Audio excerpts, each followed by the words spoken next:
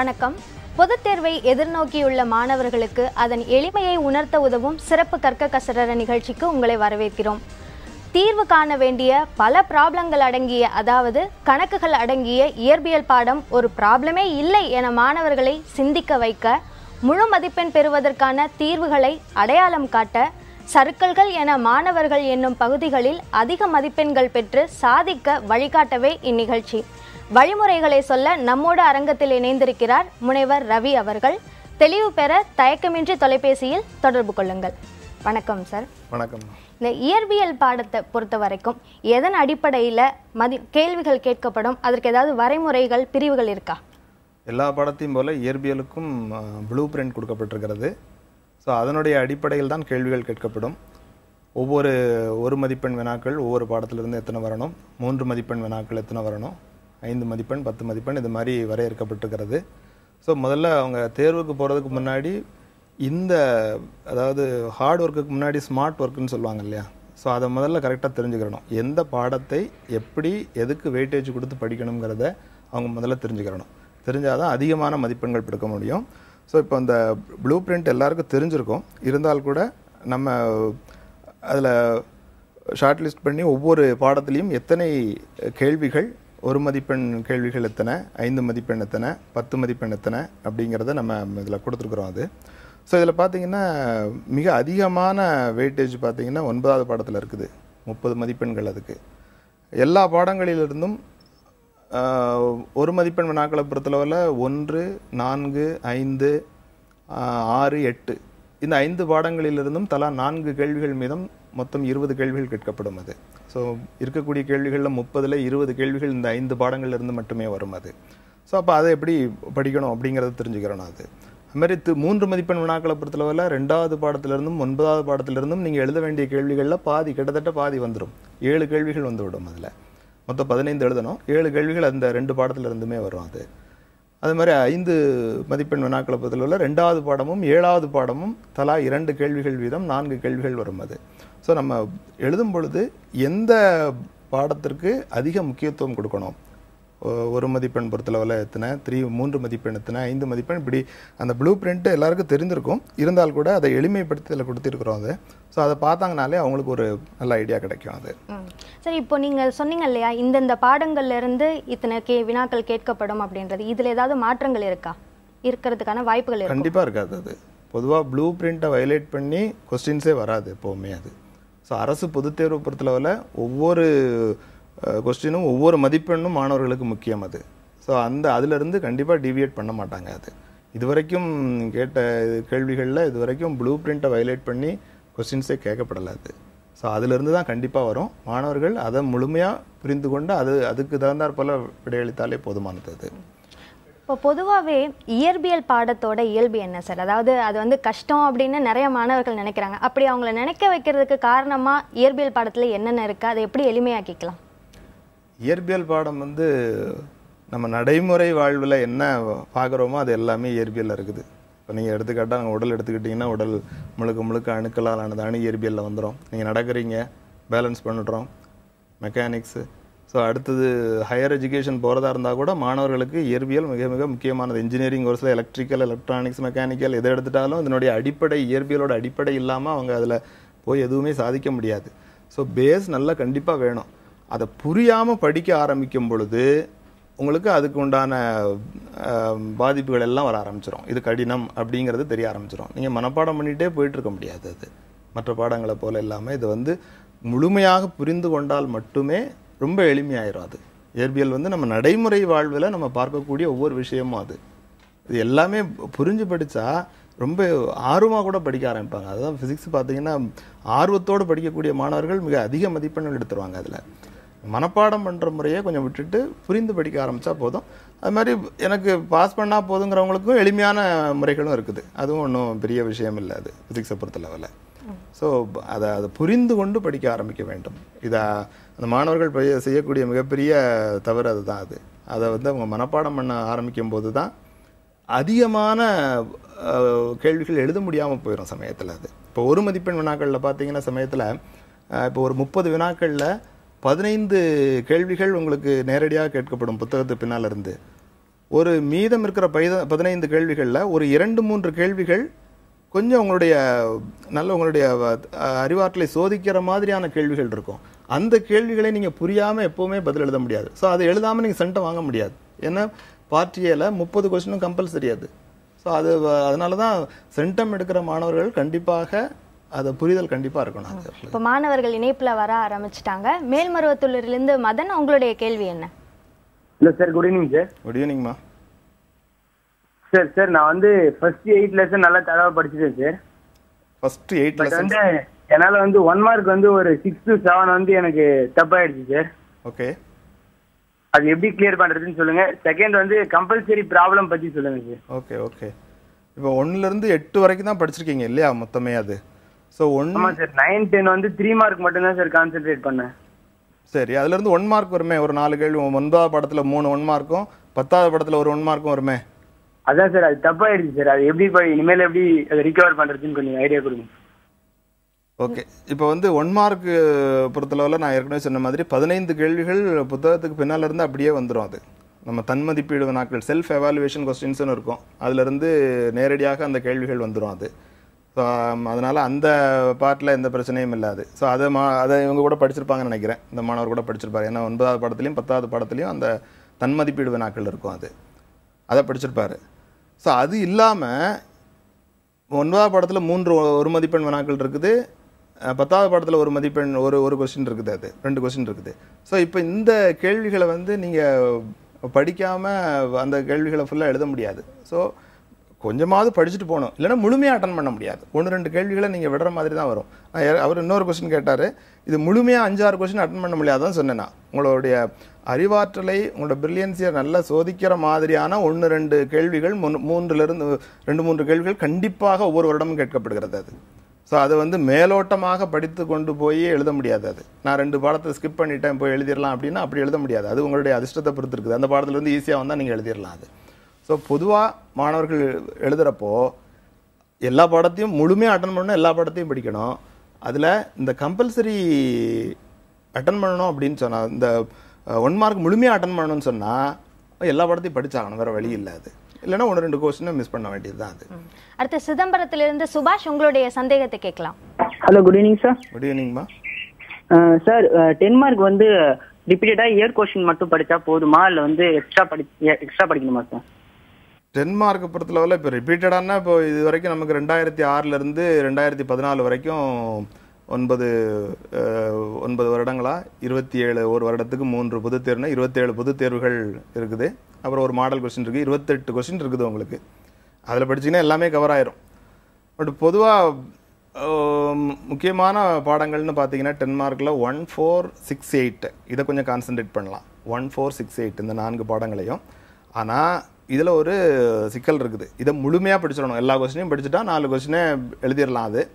அதில் இன்னொரு சிக்கல் என்னென்னா, ஃபார் எக்ஸாம்பிள் நீங்கள் வந்து செலக்ட் பண்ண முடியாமல் போயிடலாம். அது இப்போ நமக்கு வந்து நேர மேலாண்மையில் selection of the question very important. அது எந்த கொஸ்டினை செலக்ட் பண்ணால் நம்ம நிறைய, இப்போ ஃபார் எக்ஸாம்பிள் 6வது படம் படிச்சிருக்கீங்க, மில்லிகன் எக்ஸ்பெரிமெண்ட் கேட்டுட்டாங்க, பக்கமாக எழுதணும். தியரி பார்ட் இருக்குது, டயக்ராம் போடணும், டெரிவேஷன் இருக்குது, நிறைய விஷயங்கள் இருக்குது. ஸோ அப்போ அந்த மாதிரி வரும் பொழுது நீங்கள் என்ன செய்ய முடியாது, முழுமையாக டைம் உங்களுக்கு இல்லாமல் போயிடும், செலெக்ஷனுக்கு உங்களுக்கு வாய்ப்பு இல்லாமல் போயிடும். ஸோ நீங்கள் என்ன பண்ணணும், இந்த 4 பாடங்களையும் படித்து வச்சுக்கோங்க. இது இல்லாமல் 5வது பாடம், 9, 10 இதிலிருந்து ஒரு செலக்டடாக அட்லீஸ்ட் படித்து வச்சுக்கிட்டா தான் என்ன பண்ண முடியும், முழுமையாக எழுத முடியும். குறிப்பிட்ட பாடங்கள் படிக்கும்போது முழுமையாக அதை படிக்கணும் அப்படின்றது, முழுமையாக படிக்கணும். அதில் இன்னொரு சிக்கல் இருக்குது. இப்போ 4 கொஸ்டின் தான் உங்களுக்கு தெரியும், அதில் 8 கொஸ்டின் ஓப்பன் சாய்ஸ் தான், அது 4 எழுதிட முடியும். பட் செலெக்ஷன் ஆஃப் த கொஸ்டினுக்கு நீங்கள் உங்களுக்கு வாய்ப்பே இல்லை. அது நீங்கள் 4யுமே எது கேட்டிருக்காங்களோ அந்த 4யுமே எழுதி ஆகணும். அது இப்போ இன்னொரு பாடத்திலிருந்து எளிமையாக ஒரு கேள்வி கேட்டிருப்பாங்க, அந்த கேள்வியை நம்ம எழுத முடியாமல் போயிடலாம். அதுக்கு ஓ. அடுத்து சென்னையிலிருந்து கௌதம், உங்களுடைய கேள்வி என்ன? Hello, good evening sir. Good ஈவினிங்மா. நான் இப்போ கம்பல்சரி ப்ராப்ளம் எந்தெந்த சாப்டர்ஸ் கான்சன்ட்ரேட் பண்ணணும் கொஞ்சம் சொல்கிறீங்க சார்? கம்பல்சரி இன்னொருத்தர் கூட கேட்டிருந்தாரு. கம்பல்சரியை பொறுத்தளவில் எந்த பாடம்ங்கிறது இது வரைக்கும் நமக்கு சரியாக வரையறுக்கப்படலை. அது எல்லா பாடத்திலிருந்து எந்த பாடத்தில் இருந்தாலும் கேட்கலாம். அது ஆனால் பொதுவாக இது வரைக்கும் கேட்ட கேள்விகளின் அடிப்படையில் நம்ம என்ன பண்ணலான்னா 3, 5, 8 இந்த பாடங்கள்லேருந்து ஏதாவது ஒரு ப்ராப்ளம், கம்பல்சரி இல்லைன்னா கூட ஏதாவது ஒரு ப்ராப்ளம் கண்டிப்பாக கேட்டுறாங்க. அது ஸோ இந்த 3 பாடங்கள்லேயும் சில முக்கியமான அந்த ஃபார்முலாஸை வந்து நீங்கள் நோட் பண்ணிக்கலாம். அது அதாவது இப்போ 5வது பாடத்தில் பார்த்தீங்கன்னா இது சர்க்குலர் காயில் ப்ராப்ளம் ஒன்று இருக்குது உங்களுக்கு. ஸோ அது எக்ஸாம்பிளில் ஒன்று இருக்குது, எக்ஸசைஸில் ஒன்று இருக்குது அது.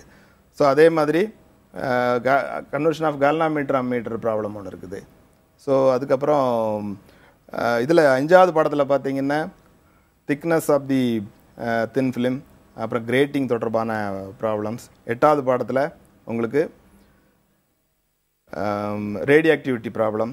7வது பாடத்தில் ரிலேட்டிவிட்டி தொடர்பான கணக்குகள்லாம் இருக்குது. ஸோ இந்த பாடங்களில் கொஞ்சம் கான்சன்ட்ரேட் பண்ணிக்கலாம். அது இது தவிர 2வது பாடத்திலிருந்தும் 7வது பாடத்திலிருந்தும் 2 5 மார்க் கொஸ்டின் கேட்குறாங்க. அதில் 1 ப்ராப்ளமாக கேட்குற வாய்ப்பு இருக்குது. அது ஸோ நீங்கள் 3, 5, 8 அது போக 2, 7 இதை கொஞ்சம் கான்சன்ட்ரேட் பண்ணிக்கலாம். பட் இதை உறுதியாக சொல்ல முடியாது நம்ம வந்து.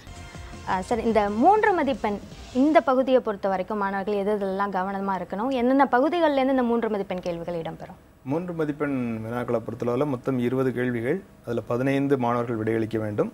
அதில் 20 கேள்விகளில் 15 வந்து தியரி கொஸ்டின்ஸாகவும் 5 ப்ராப்ளமாகவும் கேட்பாங்க. அது ஸோ இந்த 15 கேள்விகளும் அவங்களுக்கு தெரிந்த தியரி கொஸ்டின்ஸ். சிலர் ப்ராப்ளத்தை விட்டுட்டு தியரி மட்டும் படிப்பாங்க. ஸோ இந்த 15மே தெரிந்த கேள்விகளாக இருக்க முடியாத சமயத்தில். ஸோ அதனால் ப்ராப்ளம் அவங்க அட்டன் பண்ண வேண்டிய கட்டாயம் வந்துடும் அதில். ஸோ அதனால் முக்கியமான சில ப்ராப்ளம்ஸை அவங்க கண்டிப்பாக செஞ்சாகணும். ஏன்னா 2வது பாடத்திலிருந்து 3 கேள்விகள், அதில் 1 கண்டிப்பாக ப்ராப்ளம் இருக்கும். 9வது பாடத்திலிருந்து 4 கேள்விகள். ஸோ அதில் 3 மதிப்பெண் வினாக்கள் சொல்கிறேன். அதில் 1 வந்து ப்ராப்ளமாக கேட்பாங்க. அது ஸோ அது இல்லாமல் சில படங்களாகவும் கேட்கலாம். அது ஸோ அதில் வந்து அவங்க அந்த ப்ராப்ளம்ஸை அடிக்கடி கேட்கக்கூடிய சில முக்கியமான ப்ராப்ளம்ஸை வந்து நம்ம அதில் நோட் பண்ணியிருக்கிறோம். அதில் மாணவர்கள் கொஞ்சம் இந்த 4வது பாடத்தில் கேட்கக்கூடிய வினாக்கள், 2வது பாடத்தில் டெம்பரேச்சர் கோஎஃபிஷியன்ட் ஆஃப் ரெசிஸ்டன்ஸ், அப்புறம் ஃபீட்பேக் தொடர்பான கணக்குகள். ஸோ இந்த மாதிரி சில முக்கியமான கணக்குகளை நம்ம இதில் ஃபார்முலாஸ் மட்டும் கொடுத்துருக்கோம். பட் இது அடிக்கடி கேட்கக்கூடிய கணக்குகளுக்கான ஒரு ஃபார்முலா, ஜஸ்ட் இது ஒரு ரெஃபரன்ஸ் தான், அவ்வளோதான். அது இது இல்லாமல் இது மின்தடை மின்தேக்கியினுடைய தொடர் இணைப்பு பக்க இணைப்பு தொடர்பான ஃபார்முலாஸும் தெரிஞ்சு வச்சுக்கிறோம் மாணவர்கள். அது இப்போ மாணவர்கள் இணைப்பில் காத்திருக்காங்க. தூத்துக்குடியிலிருந்து ஐஸ்வர்யா, உங்களுடைய கேள்வி என்ன? ஐஸ்வர்யா, உங்களுடைய கேள்வியை கேட்கலாம். 3 மார்க் சம் எந்த பாடத்துலலாம் பார்க்கணும்? 3 மார்க் சம் அதாம சொல்லிட்டு இருந்தோம். இப்போ இவ்வளோ நேரம் அதான் சொல்லிட்டு இருந்தோம். அது 3 மதிப்பெண் வந்து 2வது பாடத்துலையும் 9வது பாடத்துலையும் ஒரு ப்ராப்ளம் கண்டிப்பாக கேட்டுருவாங்க. அது இல்லாமல் நமக்கு இதை தவிர 4 ஏன்னா மற்ற பாடங்கள்லேருந்து 5 மார்க் கொஸ்டின்ஸ் கேட்டால் அதுலேருந்து 3 மார்க் கேட்கறதுக்கு அதிகமாக வாய்ப்பில்லை. ஏதாவது ஒரு ப்ராப்ளம் ஏதாவது ஒன்று மாற்றி கேட்பாங்க. அது அடுத்து புதுக்கோட்டையிலிருந்து ஹரிஷ்குமார், உங்களுடைய கேள்வியை கேட்கலாம். Good evening sir. Good evening sir. Problem வந்து ஒன்று எக்ஸாம்லேருந்து இன்னொன்று எக்ஸசைஸ்லேருந்து வருமா? ஆமாம், கண்டிப்பாக ஒரே பாடத்துலேருந்து தான் கேட்பாங்க. 5 மார்க் கொஸ்டின் கம்பல்சரி ப்ராப்ளத்தை பொறுத்தளவில் ஒன்று எக்ஸாம்பிள் இருந்தும் ஒன்று எக்ஸசைஸில் இருந்து வரும். பட் அது ஒரே பாடத்துலேருந்து தான் வரும். அதை தாண்டிக்க போகாது. அதாவது இந்த கணக்குகள் ப்ராப்ளம்ஸ் அப்படின்னு சொல்லுவோம் இல்லையா சார், அதை எளிமையாக புரிஞ்சு அதில் அதிகமான மதிப்பெண் வாங்கணும்னா என்ன, அதோட அடிப்படை என்ன? இப்போ அதை பொறுத்தளவில் மாணவர்களுக்கு நமக்கு கால்குலேட்டர் பயன்படுத்த முடியாது நம்ம பரீட்சையில் தியரி எக்ஸாமில். ஸோ அதுதான் மாணவர்கள் கொஞ்சம் கஷ்டமாக ஃபீல் பண்ணுவாங்க. இல்லைன்னா அவங்க வேகமாக பண்ணிடுவாங்க. அது டைம் கன்சியூமிங்காக இருக்கும் அது சமயத்தில். ஸோ அதுக்கு எளிமையான மெத்தடுகளை அவங்க தெரிஞ்சுக்கணும். 5வது பாடத்திலிருந்து ஃபார் எக்ஸாம்பிள் ரிஃப்ராக்டிவ் இண்டெக்ஸ் 1.33 கொடுத்துருக்கோம். அதை 4/3 வச்சு கால்குலேஷன் போட்டால் குயிக்காக பண்ணிடலாம். அது ஸோ அந்த மாதிரி சில சிம்பிள் டெக்னிக்ஸை வச்சுட்டு பண்ணிக்கிறணும். நான் ஏற்கனவே சொன்ன மாதிரி சில செலக்டட் கொஸ்டின்ஸை நல்லா ப்ராக்டிஸ் பண்ணிக்கிட்டாலே அந்த கேள்விகள் நமக்கு வந்தனால ஈஸியாக முடிஞ்சிடும். அது ஸோ அதனால் அந்த மாதிரி அவங்க நான் ஏற்கனவே சொல்லியிருக்கிறேன் எந்த பாடங்களுக்கு வெயிட்டேஜ் கொடுக்கணுன்ட்டு. அந்த பாடங்களை கொஞ்சம் கான்சன்ட்ரேட் பண்ணால் போகிறோம். அது மாதிரி இந்த இயற்பியல் பாடத்தை பொறுத்த வரைக்கும் 1 மதிப்பெண் வினாக்கள்ன்றது மற்ற பாடங்களோட ஒப்பிடும்போது ரொம்ப குறைவு தான். அதாவது மற்றபடி பார்த்தோம், அந்த கணினி அறிவியல் எல்லாம் 75 மதிப்பெண்களுக்கு 1 மதிப்பெண் கேள்விகள் மட்டுமே இருக்கு. ஆனால் இதில் வந்து 30 மதிப்பெண்களுக்கு தான் கேட்கப்படுது. இது நல்ல விஷயமா இல்லை அதுவும் ஒரு தீமையான விஷயம் அப்படின்னு நினைக்கிறீங்களா? அப்படி நினைக்கல. இது வந்து அதாவது பாஸ் பண்ணுறவங்களுக்கு 1 மார்க் நிறைய இருந்ததுன்னா அது மகிழ்ச்சி தான். அவங்களுக்கு எளிதாக தேர்ச்சி அடைஞ்சிடலாம். ஆனால் 1 மார்க்கை பொறுத்தளவில் முழுமையாக எல்லாமே எல்லாம் ஆப்ஷனே கிடையாது. அது நீங்கள் 30மே எழுதி ஆகணும், 75மே எழுதி ஆகணும். அது ஸோ அந்த மாதிரி சிச்சுவேஷனில் சென்டம் எடுக்கக்கூடிய மாணவர்கள் முழுமையாக நல்லா படிச்சிருந்தா மட்டும்தான் எடுக்க முடியாது. ஸோ அது 2 விதமாக நீங்கள் எடுத்துக்கலாம். பாஸ் பண்ணுறவங்களுக்கு ஈஸி, நிறைய கொஸ்டின்ஸ் இருந்தால். சென்டம் எடுக்கிற மாணவர்களுக்கு கம்மியாக இருந்தால் நல்லது அவங்களுக்கு. ஸோ அந்த ஆஸ்பெக்டில் அதை கொண்டு போய்க்கலாம். அதை அடுத்து நெல்லையிலிருந்து பாலன், உங்களுடைய கேள்வியை கேட்கலாம். ஹலோ வணக்கம். வணக்கம். கூடல இருந்து பேசுறேன். சொல்லுங்கம்மா. 5 மார்க் கொஸ்டின் எப்படி அட்டெண்ட் பண்ணணும்னு கேக்குறேன். 5 மார்க் கொஸ்டின் எந்தெந்த பாடத்துல இருந்து அட்டெண்ட் பண்ணலாம், எப்படி அட்டெண்ட் பண்ணலாம்? 5 மார்க்னா நீங்கள் ப்ராப்ளமாக அதுன்னு கேட்கல, பொதுவாக கேட்டிருக்காங்க. அது 5 மார்க் கொஸ்டின்ஸை பொறுத்தளவில் இப்போது சில பண்புகள் பயன்கள் இந்த மாதிரியான கேள்விகளுக்கு வந்து உங்களுக்கு ஏற்கனவே ஒரே மாதிரி கம்பேரிட்டிவாக இருக்கிற கொஸ்டின்ஸை அப்படியே நீங்கள் உள்வாங்கிக்கலாம். அது இப்போ ஃபார் எக்ஸாம்பிள் இது கேத்தோட் ரேஸ் கேனல் ரேஸ் தொடர்பான கேள்விகளில் ஒரே மாதிரியான பண்புகளே 4-5 வரும். அது வாயுக்களை இணையாக்குறது, புகைப்படத்தகளை பாதிக்கிறது, ஒளிர்தலை உண்டாக்குறது. ஸோ அந்த மாதிரி காமனாக இருக்கிறத மட்டும் நீங்கள் திரும்ப அது காமனாக இருக்கிற ப்ராப்பர்ட்டி படித்தா எல்லாத்துக்குமே படிச்சுக்கலாம். அது ஸோ 1 மார்க் கொஸ்டின் 5 மார்க் கொஸ்டினை பொறுத்தளவில் ப்ராப்ளம்ஸ் ஏற்கனவே டிஸ்கஸ் பண்ணிட்டோம். தியரி கொஸ்டின்ஸை பொறுத்தளவில் ஒன்றுக்கு தனித்தனியாக வெயிட்டேஜ் இருக்குது. அதுக்கு அதில் டிஸ்கிரிப்டிவ் பார்ட்டை தவிர மற்ற அந்த ஃபார்முலாஸ் டயக்ராம் இதுக்கு தான் நிறைய வெயிட்டேஜ் இருக்கும். ஸோ அதை கொஞ்சம் நல்லா படிச்சுக்கிறோம். அதுதான் நிறைய எழுதும்போது அது அதிகமாக கான்சன்ட்ரேட் பண்ணிக்கிறோம். அது இந்த இயற்பியல் பாடத்தை பொறுத்த வரைக்கும் மற்றொரு முக்கியமான விஷயம் என்னன்னு பார்த்தோம்னா வரைபடம். அந்த வரைபடம் எந்தெந்த பகுதிகளிலேருந்து வரும், அதை ரொம்ப எளிமையாகவும் நேரம் குறிப்பிட்ட நேரத்தில் முடிக்கிறதுக்கு என்ன பண்ணலாம்? வரைபடங்களில் படங்கள் 10 மதிப்பெண் வினாக்களுக்கும் 5 மதிப்பெண் வினாக்களுக்கும் நம்ம படங்கள் வரைய வேண்டியது இருக்கும். மாணவர்கள் பொதுவாக அந்த படங்களில் என்ன பண்ணிடுவாங்க, சில தவறுகள் பண்ணுவாங்க. அது ஸோ கண்டிப்பாக அதில் 1 மார்க் 2 மார்க் அவங்களுக்கு போகிறதுக்கு வாய்ப்பு இருக்குது. ஸோ அந்த மாதிரி சுச்சுவேஷனில் அவங்க என்ன பண்ணணும், அதை எதெல்லாம் அவங்க தவறாக நினைக்கிறாங்களோ, இப்போ ஃபார் எக்ஸாம்பிள் இதில் ஒரு ஜிஎம் கவுண்டர் படம் காட்டியிருக்கிறோம். இதில் பார்த்தீங்கன்னா தெரியாது. இந்த ஜிஎம் கவுண்டரில் இப்போ ப்ளஸ் மைனஸ்ஸு நார்மலாக தப்பாகவே பண்ணுவாங்க மாணவர்கள். எப்போவும் இது எழுதும்போது வேகமாக எழுதும்போது இந்த ப்ளஸ் எங்கே மைனஸ் எங்கன்னு பார்க்காம போட்டுருவாங்க, இந்த கிரவுண்டு போடாமல் விட்டுருவாங்க. அதே மாதிரி தாம்சன் மெத்தட்லேயும் அப்படி தான், இந்த ப்ளஸ் மைனஸ் போட்டதில் பிரச்சனை வந்துடும். ஸோ இதெல்லாம் அவங்க கண்டிப்பாக அவாய்ட் பண்ணணும். படம் வரையும் பொழுது இந்த தவறுகள்லாம் எல்லாம் பார்த்துக்கிறணும். அது மாதிரி டிரான்சிஸ்டர் வரையும் பொழுது அவங்க என்ன பண்ணுவாங்கன்னா, டிரான்சிஸ்டரில் இந்த ஆரோ மார்க் போடாமல் போட்டுட்டா அது கண்டிப்பாக மதிப்பெண் குறைச்சிருவாங்க. ஸோ நம்ம சென்டம் எடுக்கக்கூடிய மாணவர்கள் இந்த மாதிரி சின்ன சின்ன விஷயங்களில் நல்லா கான்சன்ட்ரேட் பண்ணிக்கிறணும். ஸோ அதே மாதிரி இந்த ராமன் விளைவு தொடர்பான சோதனைகளில் இந்த மாதிரி எங்கேருந்து ராலே வரைக்கும் எங்கேருந்து ஆரம்பிக்கணும், ஸ்டோக்ஸ் வரைக்கும் எப்படி ஆரம்பிக்கணும், அதெல்லாம் அதை மாற்றி போட்டுட்டா 2 மதிப்பெண் போயிடும். ஒரு படம் தப்பாக போட்டாலே 2மே தவறாயிரும். ஸோ அதெல்லாம் அவங்க இது வந்து சில நிமானிக்ஸ் இப்போ சரியாக சிவில் சர்வீஸ் பண்ணுறவங்க கூட இதில் நிமானிக்ஸ் நோட் பண்ணிக்கிறாங்க, ஏதாவது அவங்க எப்படி எளிமையாக எழுதுறதுக்காக. அதுமாதிரி நீங்கள் பண்ணுறப்போ இப்போ ராலே வரைக்கும் 0லேருந்து 0 ஆரம்பிக்கணும், 0லேருந்து ஆரம்பித்து 0ல் முடிக்கணும், ஸ்டோக்ஸ் வரைக்கும் 0ல் ஆரம்பித்து 1ல் முடிக்கணும், ஆன்டி ஸ்டோக்ஸ் வரைக்கும் 1வது லைனில் ஆரம்பித்து 0ல் முடிக்கணும். ஸோ 0 0 0 1 1 0 அப்படிங்கிற மாதிரி ஏதாவது ஷார்ட்கட் மெத்தட்ஸ் வச்சுக்கிட்டா கொஞ்சம் ஈஸியாக இருக்கும் நமக்கு. அதை தவறு இல்லாமல் எழுதிடலாம், எக்ஸாமில் தவறு இல்லாமல். இப்போ மாணவர்கள் சந்தேகத்தோட காத்திருக்காங்க. சேலத்திலிருந்து மோனிஷா, உங்களுடைய கேள்வி என்ன? Hello, good evening sir. Good ஈவினிங்மா. சார், இந்த வருஷம் வந்து காஸ் விதி அதிகமாக எதிர்பார்க்கலாம்னு சொல்கிறாங்க சார் 10 மார்க்லாம். ஆனால் எங்களுக்கு அது புரியவே இல்லை சார். அது என்ன சார் பண்ணுறது? எதுமா? காஸ் விதி. காஸ் விதி 10 மார்க் என்ன எப்போ ஒரே மாதிரி கேள்விகள் தான் கேட்கணுமா? Axial line, equatorial line, potential, வேண்டிகிராஃப், இந்த 4 கொஸ்டின் தவிர வேறு எதுவும் கேட்கக்கூடாதா என்ன அதில்? சார், இந்த கொஸ்டின் புரியவே இல்லை சார். என்ன சார் பண்ணுறது? அதுக்கு என்ன அந்த கொஸ்டின் வந்துமா, அதான் நான் ஏற்கனவே ஸ்டார்ட் பண்ணும்போதே சொன்னேன், பாடங்களை புரியாமல் படிக்கிறதுனால தான் முதல்ல காஸ் விதின்னு என்னன்னு புரிஞ்சாதான் அந்த கொஸ்டினை புரிய முடியும். ஸோ அது புரிஞ்சாதான் இப்போ ஃபார் எக்ஸாம்பிள் 1 மார்க் கூட மாடிஃபைடு 1 மார்க் சமயத்தில் கேட்டுறாங்க உங்களுக்கு. இப்போ காஸ் விதியிலேருந்து ஒரு கணக்கு கேட்குறாங்க, 2 காஸ் விதியினுடைய பயன்பாடுகளை பற்றி ஒரு கணக்கு கேட்குறாங்கன்னு வச்சுக்கோங்க. 2 தகடுகளுக்கு வெளியிலே இருக்கக்கூடிய புள்ளியில் மின்புலம்ங்கிறது புக் பேக் கொஸ்டின்.